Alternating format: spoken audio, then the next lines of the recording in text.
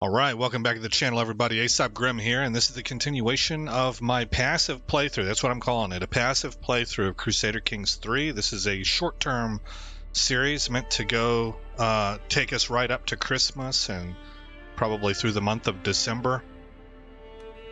And we are about to make our way up to the Holy Roman Emperor to swear our fealty and then make it back. I have actually looked up how to get out of an entrenched, I keep forgetting the word, regency, and it's turns out it's pretty straightforward. So we want to, looks like we can swing scales.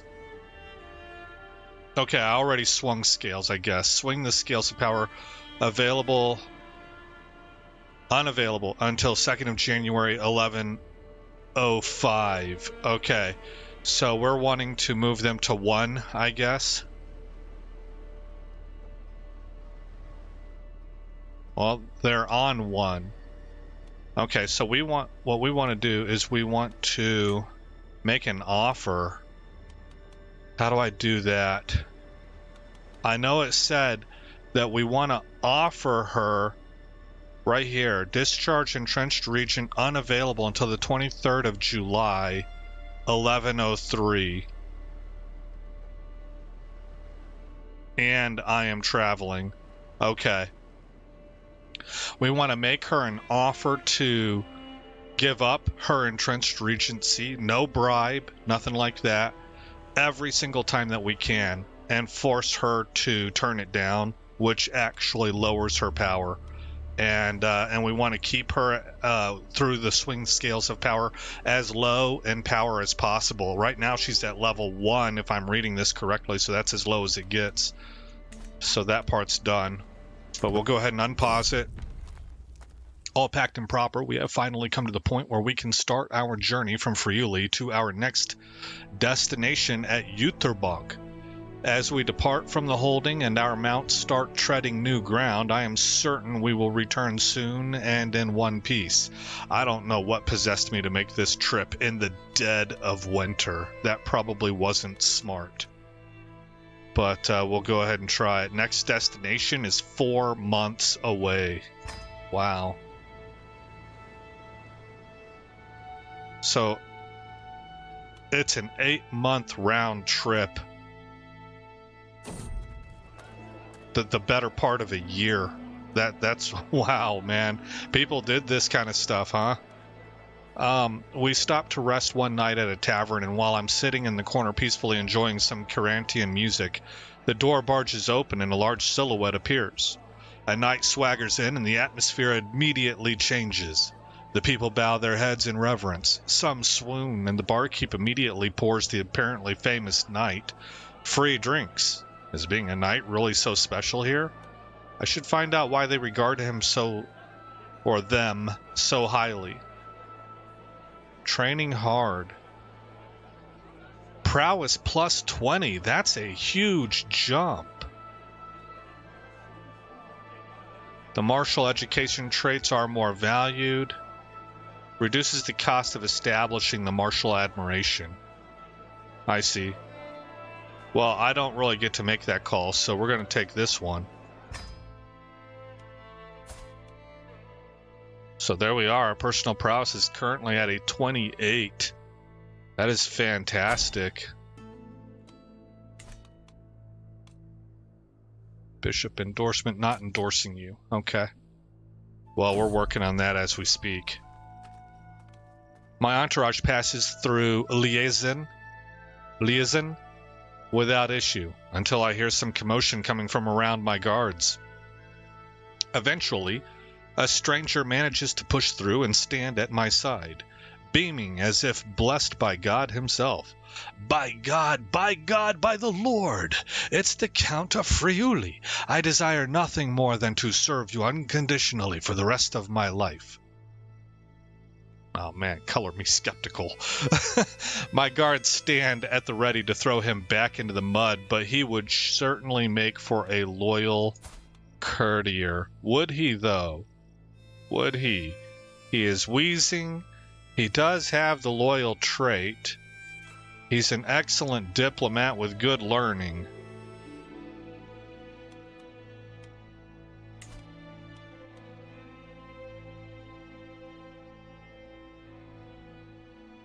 I am going to roleplay this as though I do not trust this man. Well, I'm not going to say back to the gutter. Oh, this means that I beat him. Yeah, I don't think we need to do that. Oh. I don't know. Do we get him either way? I guess we'll give him the coin and see if this really does bring him into the fold or not. Maybe I didn't fully understand that. We're not going to replace our counselor. We're just going to see if that dude's available, and it does not look like he is. Okay, the high altitude and the brisk air of Doodleby has a very refreshing quality as we traverse the local hill fort. The soldiers in the valley below appear to be practicing some rare type of training technique I haven't seen before. I move in closer, failing to restrain my curiosity. While doing so, I am approached by the local captain, Soboslav. Would you like to join in, my lord? Yes. I am always up for a challenge. 80%. We become an expert in rough terrain. Well, I don't think I really need that, so maybe not. My caravan master would surely benefit from this training regime. I might do that. Unfortunately, we are in a hurry. No immediate effects. Okay, let's go with this one. You lost 10 gold, and our caravan master gained the rough terrain expert, which will help us as we travel through. We're not in the Alps now, but still, this is probably, I'm guessing there's some mountainous terrain here. Yeah, hills and stuff like that. As we walk down the halls of the manor in oh boy, man. Litomaris, the local landowner, Rodgund, turns to me. They say this part of the estate is haunted, my lord. I hesitantly look around. The hall is a bit darker than I would have expected, candles flickering at their posts. When we stop at the old dining hall, Rodgund turns to me again, this time with a grin. Would you like to a tour of the haunted manor? Oh man, we're in that part of the country too, aren't we? No. No, I'm thinking down here. Vlad being in this area right here, I believe. Yeah? Yes, I would. We're walking down a dark and deserted hallway. The few furnishings we come across are all covered up with sheets, adding to the ghostly atmosphere. Was that a rat? I hurry to catch up to my entourage. Rodgund turns to face us, squinting as he utters the words, "And through here, my lords and ladies." Better stick to the route. You stay with your entourage. Now what's this nook over here? You might find something interesting. Yeah, I bet. Alright, we're gonna stick to the route. As we walk through an arch into the next room, a large shape suddenly comes swinging down at us. The entire group jumps and yelps. As I look up, the dark figure appears to be a skeleton, wrapped in a dark sheet. I frown as Rodgund laughs and grins at us. You should have seen the look on y'all's faces, my lord and ladies. My courtier, Antario, is visibly agitated and approaches Rodgund with a raised hand. Ontario, don't.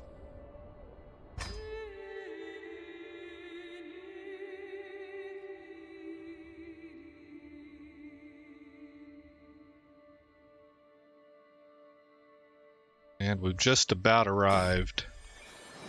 Hold fast, the troublemaker. My vassal mare Beatrice approaches me, rage in her eyes and dog in her hand, dragged along by the scruff of its neck. As she reaches me, I see that it is my dear Holdfast she is holding. I found this beast among my things. What wasn't chewed to bits was covered in excrement. Oh, that's funny. We'll compensate you.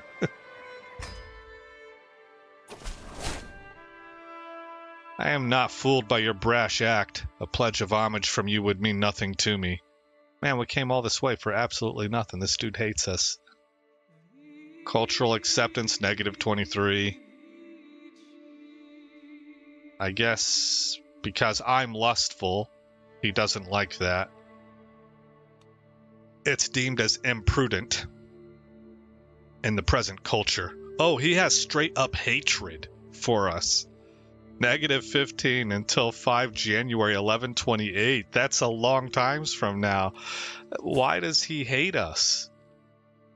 Kaiser Dedo of the Holy Roman Empire of the Wettin. I think you pronounce this Wettin. The W's become V's. Of the Wettin family. Wettin. I think this is Wettin. I think they're famous. I thought I saw a CK3 video that talked about this. Like, the guy was actually from Germany, so he knew something about the culture and the history. And he talked about how, I'm pretty sure it was the Wettin family that became highly influential in German cultural development, I guess. And I assume rulership. All right, well, at any rate, our liege absolutely cannot stand us. Who are your relatives?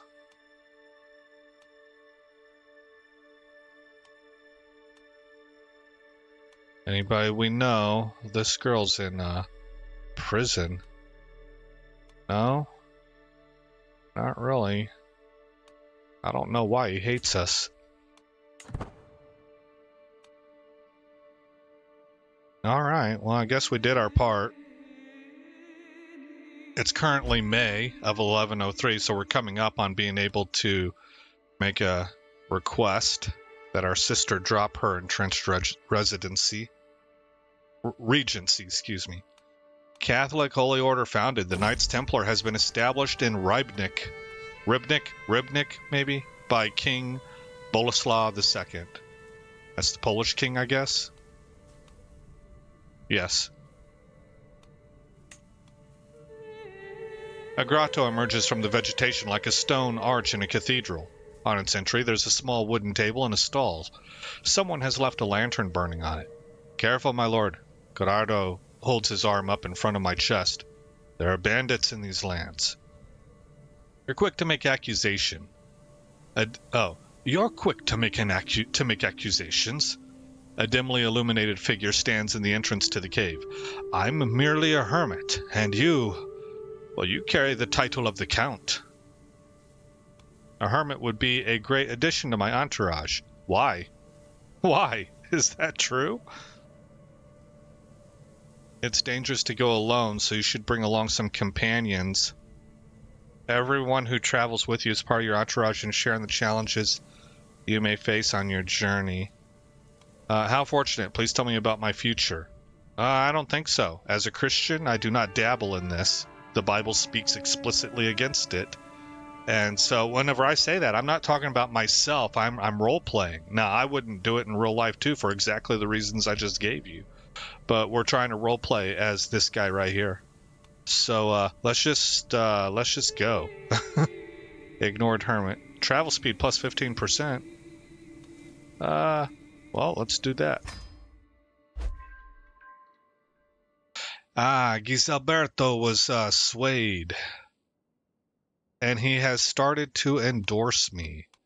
Excellent. We will now come up here and let's try, can we try working on the wife here? Predicted difficulty, very easy. Okay. Means we haven't done anything with her yet. She looks fantastic. That is cute. I don't know why I think this is so cute. I mean, she's got the double braids. She has a pretty face. And it's this thing right here that kind of pulls it all. I don't know. It's very feminine looking to me. Oh, I don't know. I'm not trying to be weird, guys. Just that struck me. All right. Journeying through Zwettl, I pass by a peculiar-looking tent splayed open with its yet more peculiar-looking occupant inside. Come in, O mighty Count. I can tell you have many miles to go, and I can offer you a reading for your future travels. for a modest price. The strange man has piqued the interest of my entourage, but am I willing to pay for a reading? Tell me my future, wise one. I would lose stress, but we ain't doing it. Come experience the future with me, or I'm not interested. I'm just not interested. We are walking among the hills late in the day. The darkness comes suddenly, brought by the dark clouds above us. Then there is a distant loud rumble of thunder. Soon there is another, combined with a dazing flash of lightning. Yeah. Well, probably supposed to be a dazzling flash of lightning. And another strike, brightly illuminating the area. The after image burned into my eyes. I blink and see where the lightning has struck. Now there is a quickly expanding brush fire, and it is spreading toward us. Run! 40%. We lose stress and run away from the fire. Well, do I have stress? A little bit.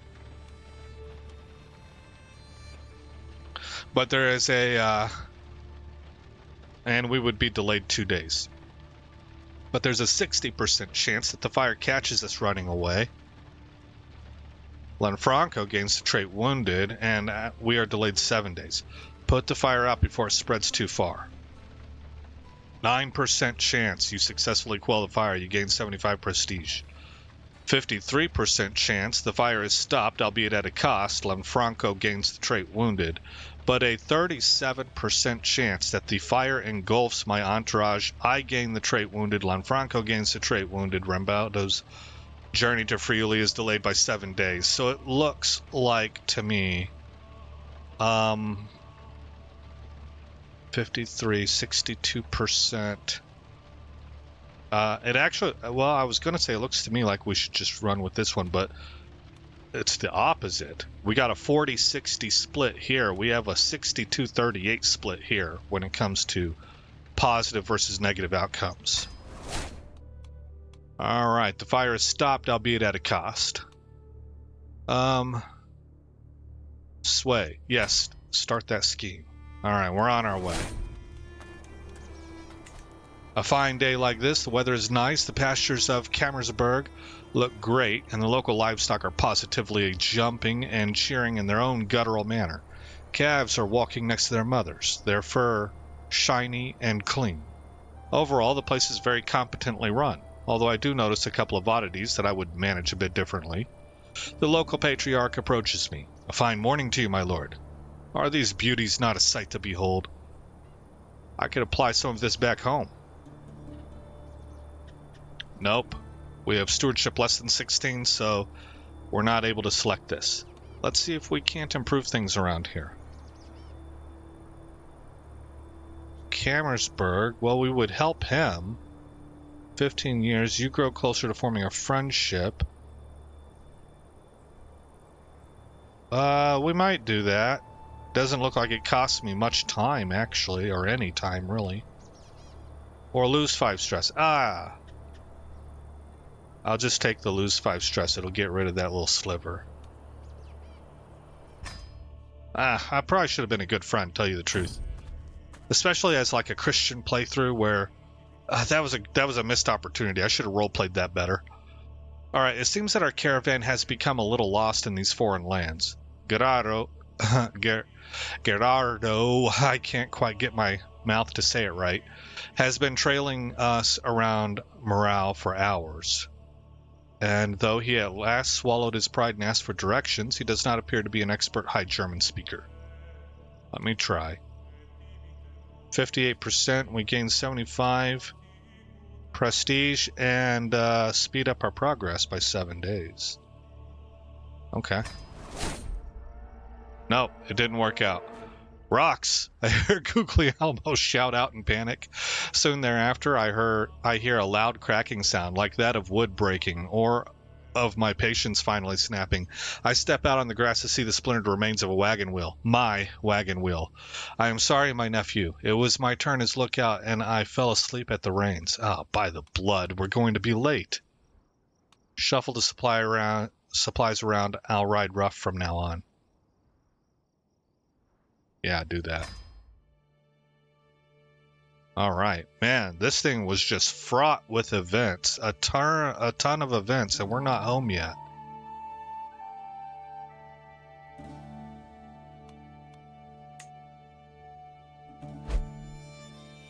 And we're into September. Regent is now more powerful. That sucks.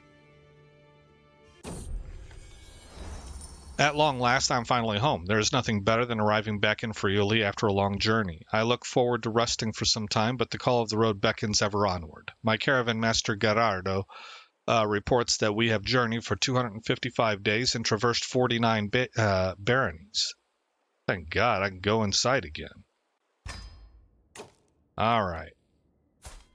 Well, my regent, would you stop that? There's so much information that pops up. There we go.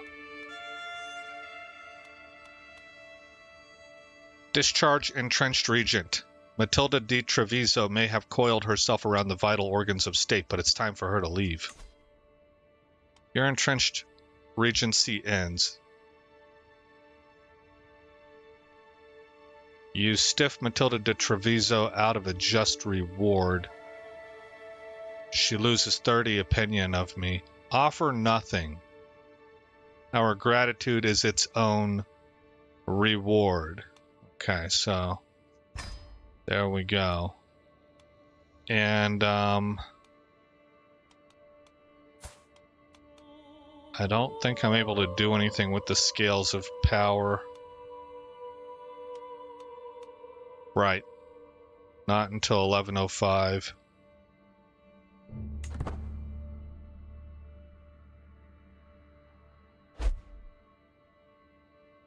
Okay, scales of power just dropped because she lost power. So when can we do that again? September of 11:04, so we can do it once a year. House relation deteriorates. Stand by. Stop throwing me a bunch of data. Alright, this is our wife's house, is it not?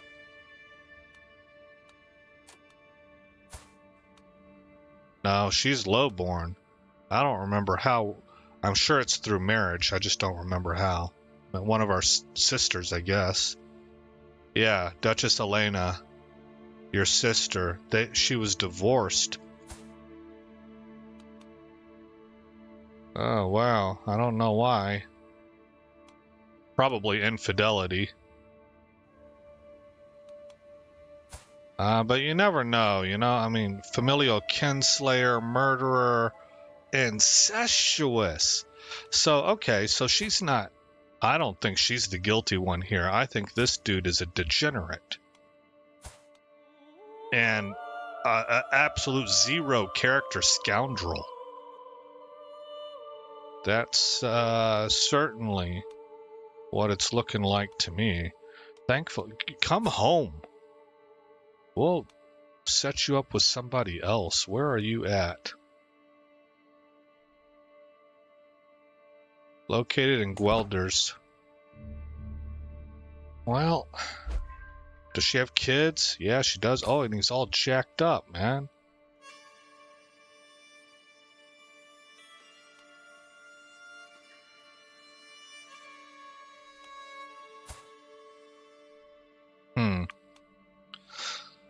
That is too bad. Got a very poor domestic situation going on there.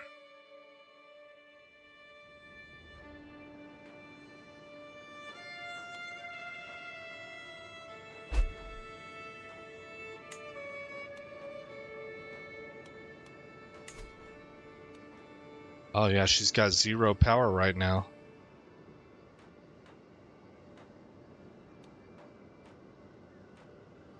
So it's a progress bar. But when we looked at it before, it was showing us that she was almost at power level 2. Oh man, our steward died. Looks like Gerardo. I just can't say it, man. Gerardo. I don't know. I used to be able to say this stuff pretty good, you know, but now it's hit and miss. The counselor Adaprando died and has now been replaced. And are we still working on swaying her? Yes. Okay.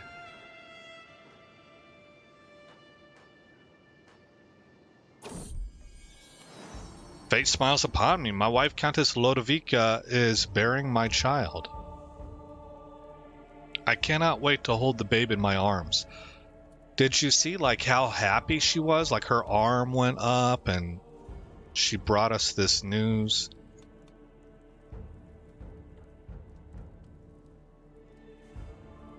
Man, she's super excited. This is like, I don't know, she's like fulfilling what she feels like her purpose is.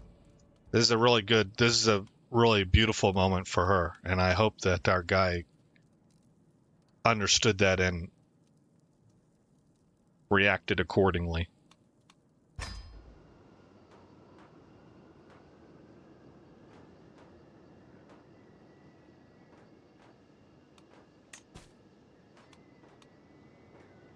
Potentially negotiate an alliance. Yeah, I don't think so. Not going to declare any wars.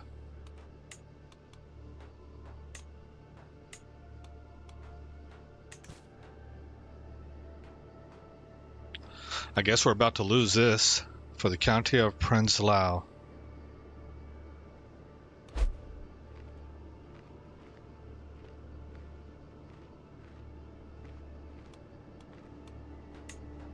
We're losing everything, actually. Oh, King Philippe has been excommunicated.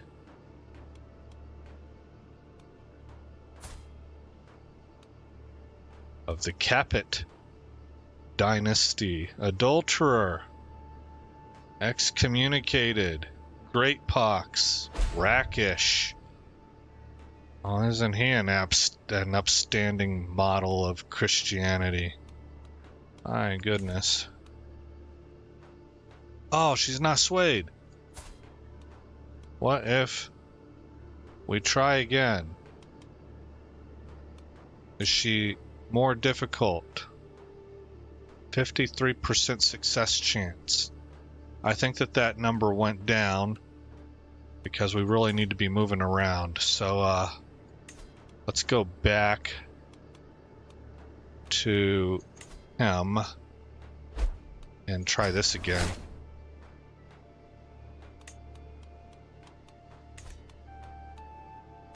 Oh shoot, we're on September, so we should 2nd of January, 16th, okay.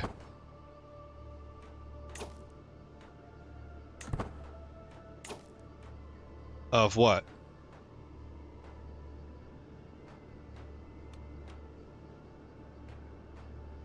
There we go. Okay.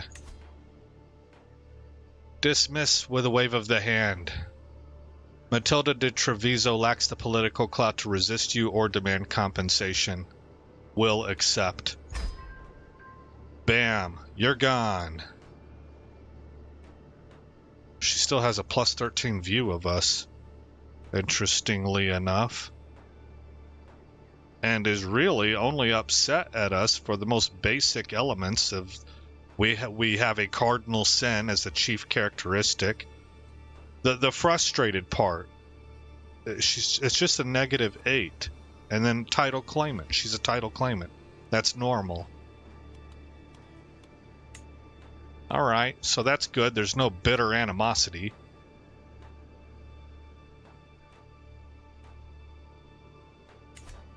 We're at 6.7 ducats a month.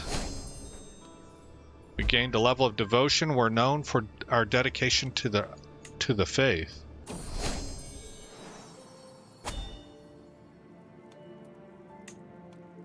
All right, with a tired yet blissful smile, Lodovica presents me with a perfect little son. One day, child, you will carry on my legacy. What name would befit a count? Rambaldo, of course. Yeah, we're running with that legacy. All right, and there we go. Hit pause. You will be trained in the art of stewardship. And you will be educated by none other than myself. Oh, perhaps not. That might be a poor decision. Let's have some self-awareness.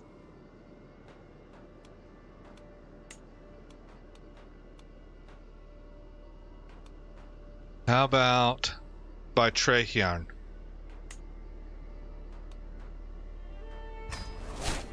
And get a fairly well-rounded education with a specialization in stewardship.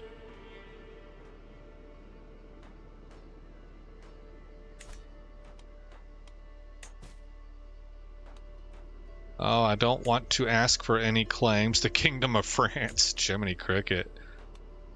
You can offer a hostage. No, I don't want to do that either.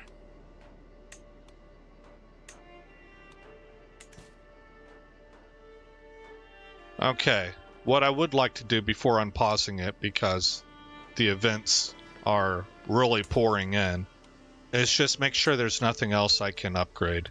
Oh, look at that, man. Let's start with the walls and towers. Can I do this? No, I cannot. What about you? No, that requires a keep building. Okay, so I can upgrade the port, but that's about it.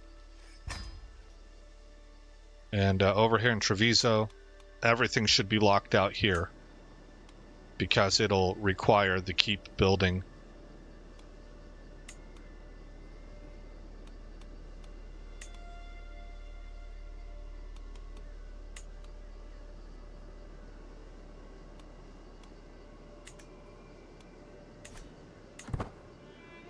Okay, well, at least we got to build a port, or upgrade the port, and that's no small thing.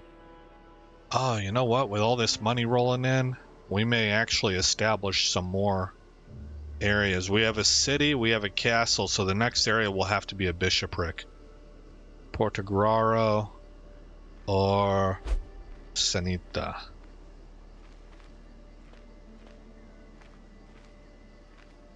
They're both in mountainous terrain.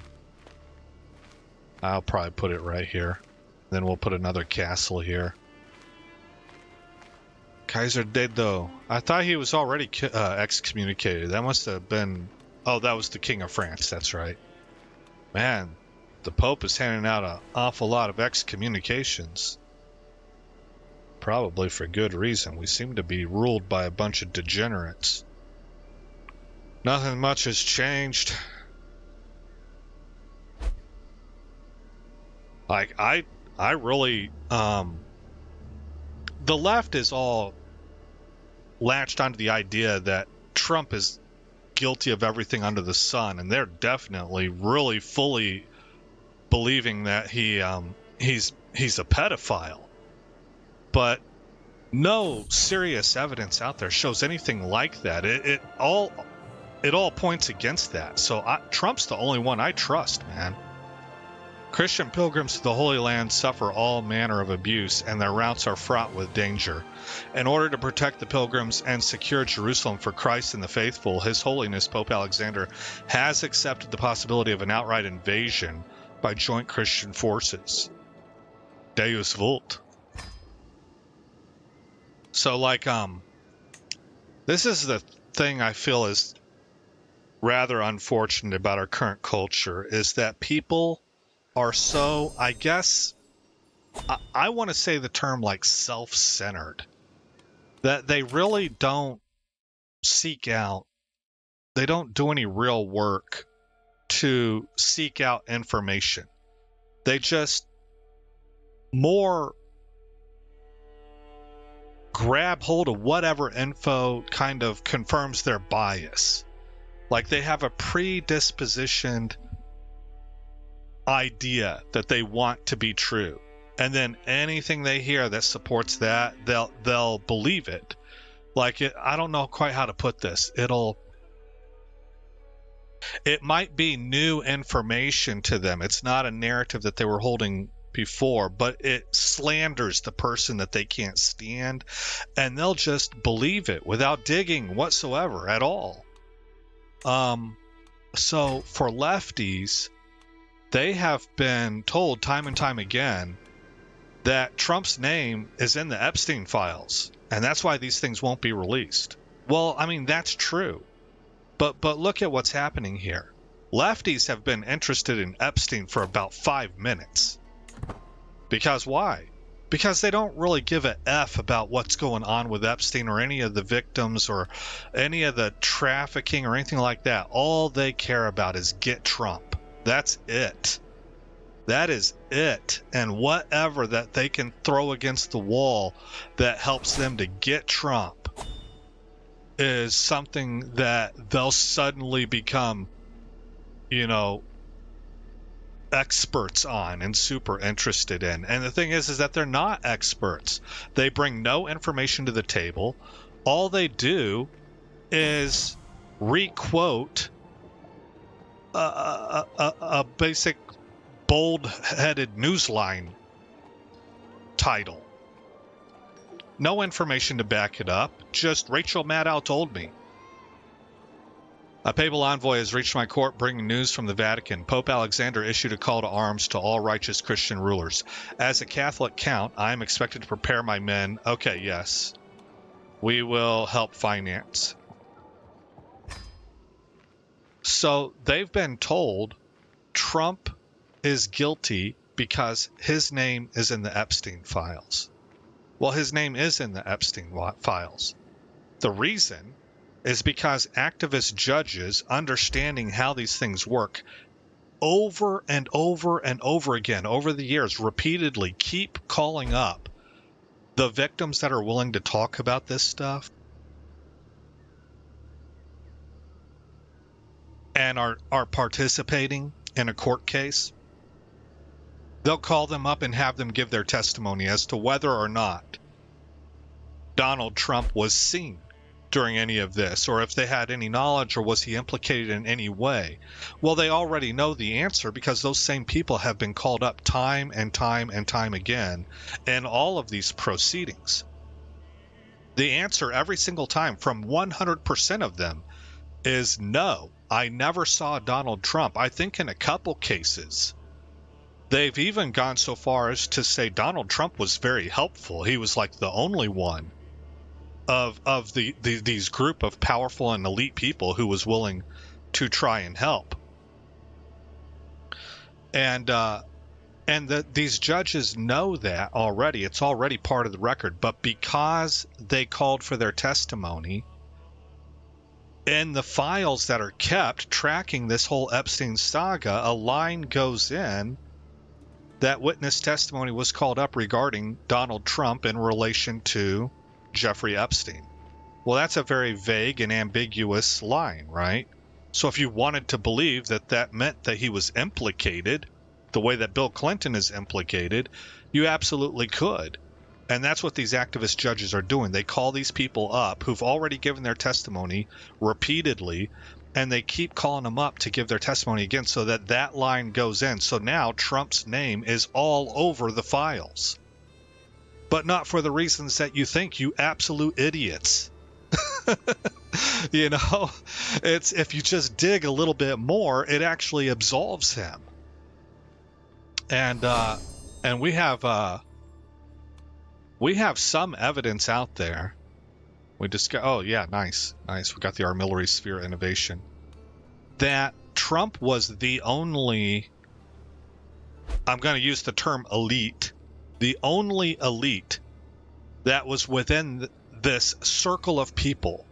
Remember, Epstein was working with Intel, and his whole job was to go to high society functions and rub elbows with wealthy people and try to form relationships that he could later on exploit or, whatever. That was his part of the game. This is all intelligence development and how you get you get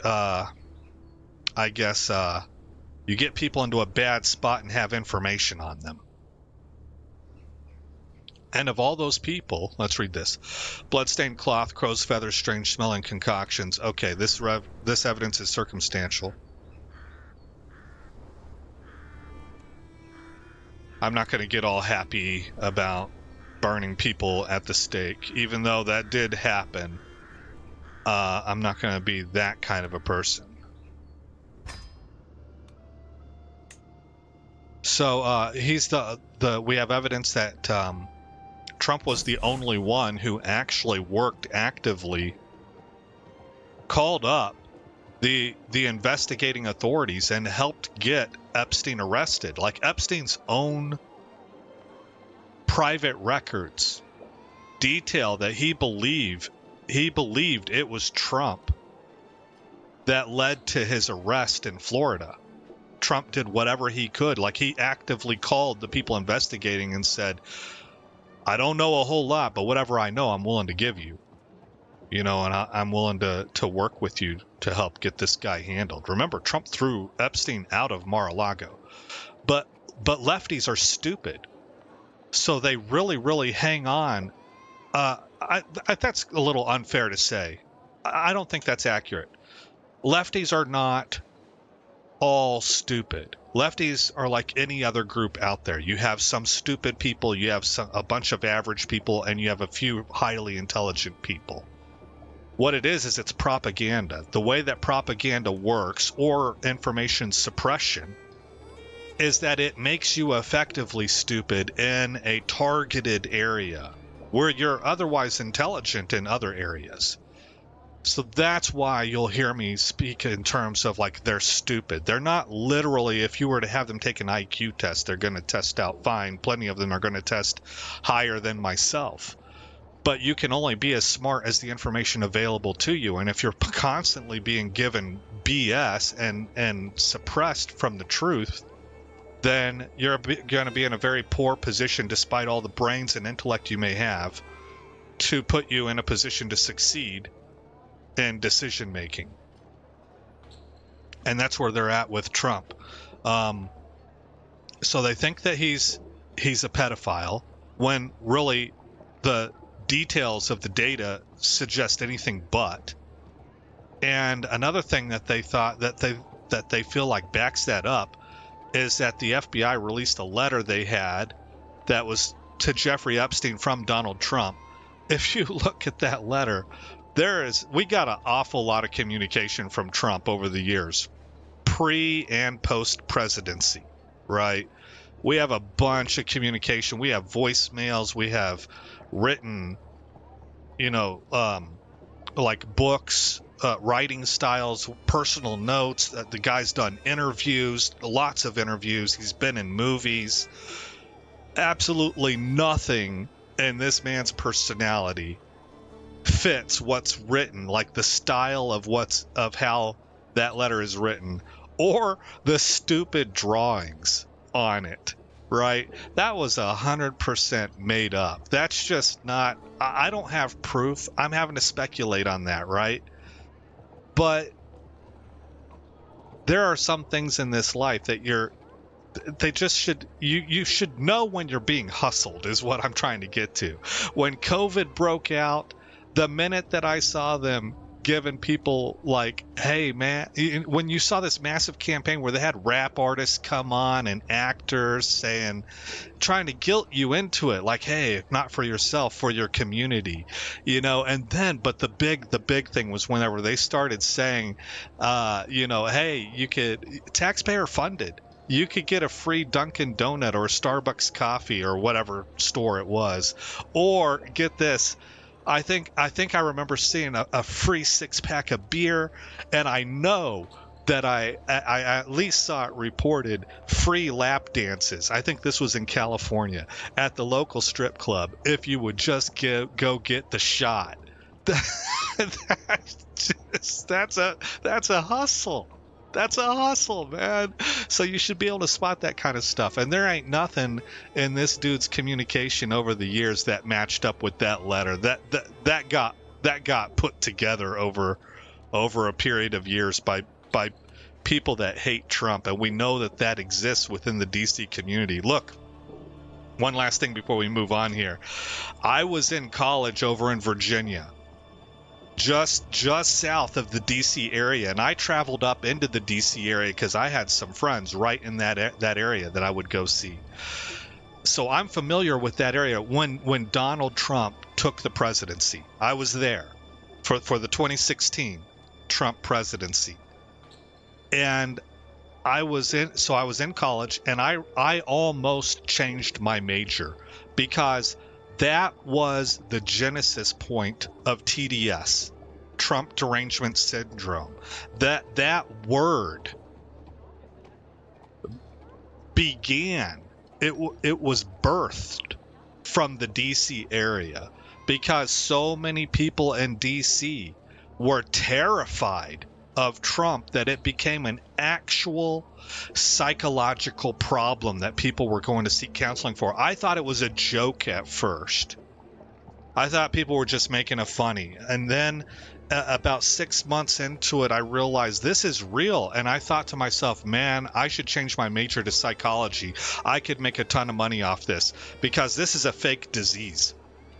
This is just listening to people vent all of their imagined terror over this one dude. And you could just make a milli off of each one of these people. They will be repeat customers for life, right? And I thought to myself, and I was like, you know what, man? I forget what it's called, guys. It's the doctor's pledge: do no harm, right? For some reason it eludes me, but it's been around for centuries. And I thought to myself, I have the wrong motivations happening within myself for me to do this in any kind of ethical way, because really what I'm looking at is just exploiting people. I wasn't okay with that. Exploiting people's own terror brought upon themselves about how scared they were about Trump, that they needed to go get psychological counseling. So I understood the game. I understood these people are never going to get better. Right. But what I'm trying to pass on to you is that it all began there in DC. Trump has always had a ton of enemies inside DC because Trump is anti-establishment. He represents somebody who's not part of how the mechanism works, and they can't buy him off, and they evidently can't threaten him. The dude doesn't back down. They can't scare him, and they can't buy him off. You know, there's an old phrase that was used by, I always forget this dude's name, but the guy that brought cocaine to America. He was a South American gang, and the phrase they used whenever they were just getting started in their own country, which I think was Colombia, was plato o plomo, and that's what they would tell a cop. Like, they would come up to a checkpoint and be like, yeah, the cop would be like, hey, I need to check the back. And they're like, yeah, go ahead, man. There's, 15 keys in here. And he's like, what? They're like, plato o plomo. And it translates to silver or lead. You can take the money or we'll just shoot you dead right here. Right? And the deep state has tried to use plato o plomo concepts on Trump, and neither one of them work. They can't buy him off, and they can't scare him. So they are absolutely terrified of him because they've been up to no good. That's what it's been. For decades on end, they've been up to no good. And my overall point then on that is that whenever I look at the letter that was written, supposedly by Donald Trump, and it matches absolutely nothing out of a rather extensively large sample size of his communications over the years, both oral and verbal. Or written, both verbal and written. It doesn't match, and I know that the absolute genesis point of the TDS virus is Washington, D.C. Then it just makes sound sense to me. Like, I'm not going very far out on a limb to put two and two together and say the people that are terrified of Trump the most cobbled this thing together. I mean, the thing looks like it was written by a degenerate. Somebody who thinks, oh, everybody thinks this way. It doesn't realize that they're the fucking goofball and they stand out like a sore thumb. Right? They don't understand that. They just think, how does crazy identify crazy on its own? Right? They just think they're normal. They're not. And the rest of us can see it. Really super simple. Right? So those two things go together, and I think that makes a lot more sense, but not to lefties. Lefties are like, Trump wrote that letter, man. The FBI told me so. And Trump is definitely a pedo. These poor people. I am known as a deeply pious man. Surely my devotion to God should be good for something in this life too, and not only the next. There are a number of people who would do well to be reminded that I am in the Lord's good graces. I don't know. That doesn't seem like the right thing to do. My dedication should be shouted from the towers. No, I've been too lenient with the church this year. We spent 100 piety and gained 50 gold. Well, I mean, we've got the piety to give. The king bishop surely appreciates a devout lord. Yeah, let's take that one. There we go. We're role playing it. Okay. That was fun for me to detail out, man. These poor people have been, I've never seen so many people absolutely skewered by a false narrative than lefties. And like every decade that passes, it just seems to get more and more intensely true. The audacious ridiculousness of things that they will run with as if it's completely factual and build their lives around that framework. Oh my gosh. You can offer a hostage. We're not going to do that. You can ask your head of faith for claims. I don't think so. Dismiss that again. We can arrange a betrothal. Your uncle.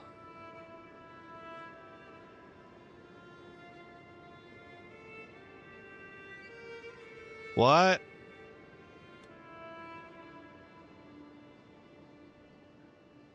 The Countess.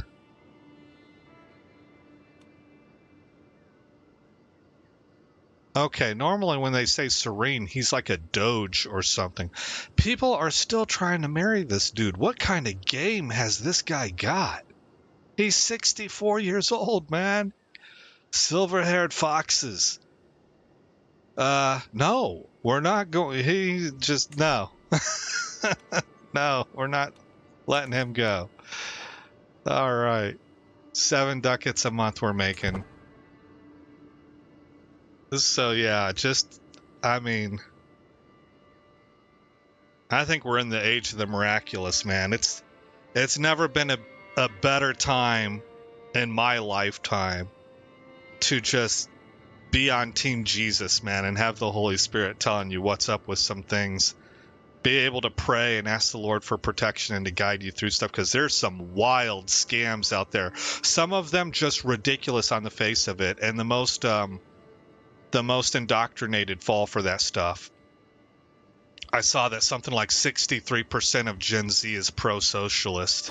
You know, I mean, that's just dumb. So, but that, and it's not because they're stupid. This is just they've had it shoved down their throats from K through 12, and then that just goes through the roof when they get into college. So all of that stuff, understand, like, have some pity for the position that some of these people are in, and try to remember what it was like whenever you were young and you didn't have enough experience to have any counter experiences.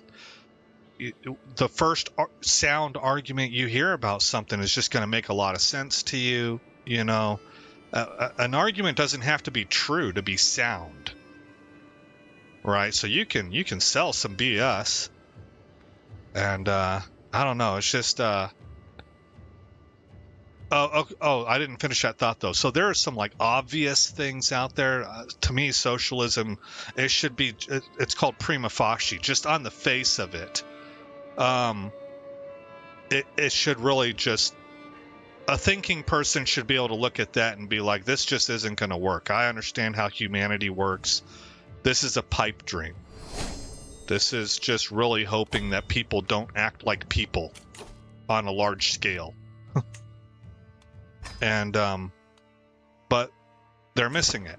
But then there are some really high high level schemes. You got to know. You got to know. I don't know at deep levels because I wasn't ever associated with spooks, but being in the military, I saw enough, I guess, tangential, I don't know how to say the word, evidence, tangential. I can't remember how to pronounce that for some reason. Oh, we're going to go for a walk. Oh, Guillermo finally died, or Guglielmo. That, I know that I guess it would be the CIA division understands very deeply how to, the phrase is a color revolution. It's how you take a country, get a narrative going against the entrenched regency or regime, a counter narrative, completely flip a culture, subvert it so that it adopts and believes in your ideologies, and then foment a rebellion. The best example I know of about this is Obama's Arab Spring. The next best example I know of is if you start digging into Eastern European countries, because there were color revolutions in Georgia and in Ukraine. The Ukraine one is probably the easiest one to look at because that's current still. That's how Zelensky got into power. And like, you can't hardly make that thing up, man. Zelensky was a actor acting in a TV show series about a color revolution when he was installed as the president by the U.S. government after the result of a color revolution. That's nuts. It's not funny. I'm laughing at just how audacious it is. All right, what do we need here? We need a military person. So, the mayor of Pordenone sounds good. I liked Pordenone. So they know what they're doing. They understand human psychology. They know how to manipulate the various tools of the trade, like journalism and stuff, to get narratives established that people trust in, and to build on that over time and get an entire ground floor of philosophical framework that runs contrary to the established government in charge, and then that eventually leads to a violent overthrow, which is what we saw with the Arab Spring. Specifically, I think it was it Egypt? I don't know, but there were 2 or 3 countries that flipped around, that had revolutions and installed new people. So they absolutely know what they're doing. And we have those kinds of high-level schemes being run here, where it's very difficult for us to be able to tell that we're being lied to. So that's the stuff that I really depend on God for. Oh, I don't think I'm going to pay homage. That dude laughed at us the last time we went up there.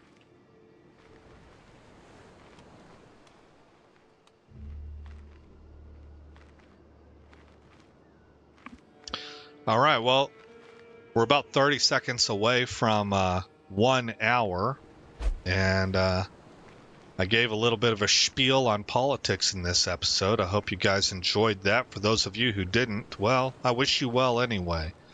Our wife is pregnant, so outstanding. We'll hit save.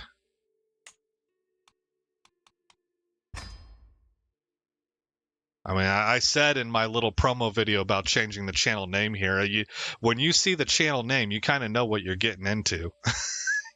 So I don't feel bad about it. But I hope, or I'll say again, I'm Aesop Grimm. Thank you for coming by the channel. I hope you like what you saw. More importantly, I do hope all is well in your neck of the woods, no matter who you are, what your background is, or what your belief system is. Now, that does have there are some caveats to that. If you are a brutal, willful criminal, F you. I hope you die as soon as possible. You're a blight upon the world.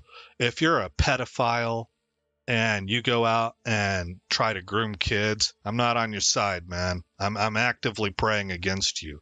I don't really hope things are going well for you. I would go so far as to say I think that a lot of these people know that they're sick.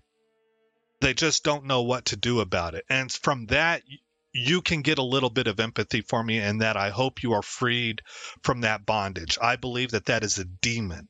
I think that a demon has a hold of you, and that you should go talk to a priest and try to study up on the word and get to know God more than a psychologist. That's what I really think. But I'm at least trying to indicate I'm dead set against you. I'm actively praying against you, because what you do is god awful, man. Nobody should ever get away with that. And you should be put away or put down. One or the other. I don't care which. If you're a menace to the most innocent amongst us, then it's just like a disease. I don't have any kind of personal animosity against the disease, but we got to wipe that thing out. We got to inoculate. But I can at least have enough empathy to say that I hope you get help to get delivered from your demons. If you are somebody who actively seeks to enter into another nation, subvert their culture, and take over, then you could get wrecked. I got no respect for you, and I think you're an enemy to humanity. Go play around in your own countries. And that, I guess that's ironic coming from an American, given that America has done this a lot. Well, all apologies. I don't know what to say about that. I don't pull the trigger on that stuff. We're wrong for it. We shouldn't be doing that. I disagree wholeheartedly with it, but I wasn't even aware of that until maybe a decade ago, and I started to learn about the whole clash of civilizations theory and how much America was actually pushing liberal ideology into nations that did not adhere to that kind of thinking at all, and we just kind of socially engineered them. Well, that's evil. It's evil. I don't think we should have done that. And I don't think we should get away with it. But if you're one of those people that are trying to do that yourself, I'm against you. Okay? Other than that, if you pray to Muhammad and you're not trying to do anything slimy or underhanded or disgusting, then I wish you the best. One of the best people I've ever met in my life was a Muslim. He was a moderate Muslim. Now, we could get into a deep, long discussion on what I think about Islam. My ultimate answer is I don't think it's good, right? And I don't think that it. I don't believe it's a peaceful religion in the least, not in the least.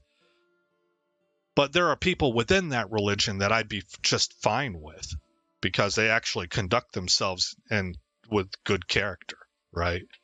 So anyway, hopefully all that makes sense. And I hope you all are looking forward to having a Merry Christmas. Of course, those of you who celebrate, if you're Jewish or if you're Muslim, you've got your own holidays. But, I specifically am talking about Christmas. And I hope you had a wonderful Thanksgiving and that things are looking up for you. All right, guys, I'll see you in the next episode where this story continues. It's you. You're half of you are mentally ill. The other half of you are sociopathic. You make trashy games that nobody wants to play, that's full of more sermons than it is good gameplay. It's your fault. Everybody hates you. Get used to this. I've got a lot to say, can't hold it in this time. Got no filter, I got no filter. No filter, I got no filter. No filter, I got no filter. No filter, I got no filter. No filter, I got no filter. My side, the MAGA world order, is loving this. We did this to you, by the way. And we want all the credit.